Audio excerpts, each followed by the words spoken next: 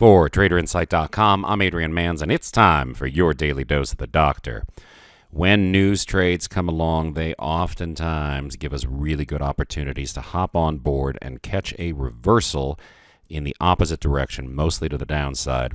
As you know, the news trades we're interested in the first hour trading pit at TraderInsight.com, primarily those that revolve around takeover chatter. So let's take a look at two different versions of what happened here.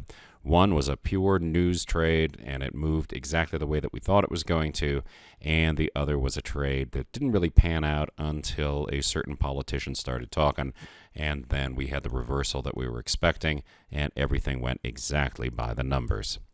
So here we have Macy's. The news alert on this one, takeover chatter. And what we know is that the way that we want to play this is not to hop on board for the move to the upside, because by the time the news alert comes out, that move is usually already underway.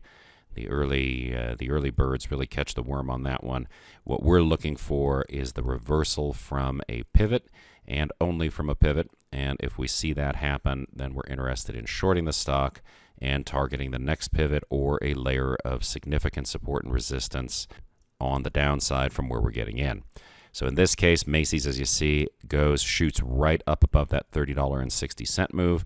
We actually called this one in the first hour trading pit. Bunch of guys were able to hop on.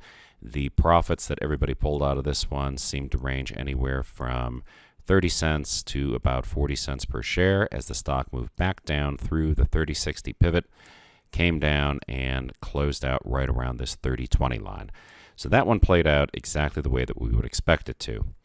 Now this morning we had some takeover chatter on Agilent. This is on Wednesday morning. And Wednesday's takeover chatter was a little bit different in that it was floating around with the caveat that Jim Cramer had talked about this one on CNBC and said that it was potentially a pretty good takeover candidate. And as everybody out there knows, a little bit later in the morning, we had some rhetoric coming out of Washington that managed to move the market pretty significantly.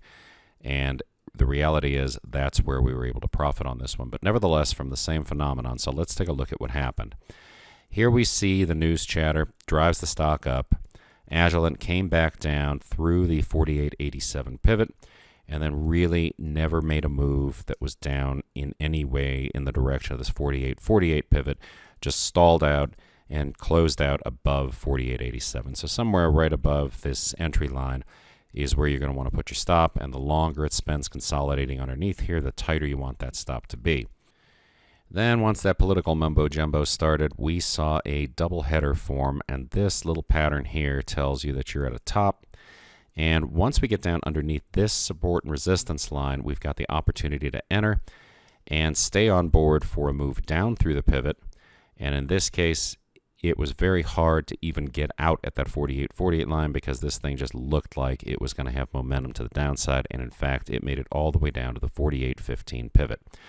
So it's a slightly different way to play this, but it shows you that there is opportunity to be found if you keep these things on screen for a while, even after they don't work out. So if you have any questions, shoot me an email, adrian@traderinsight.com. I hope you had a great trading day today and an even better one on deck for tomorrow.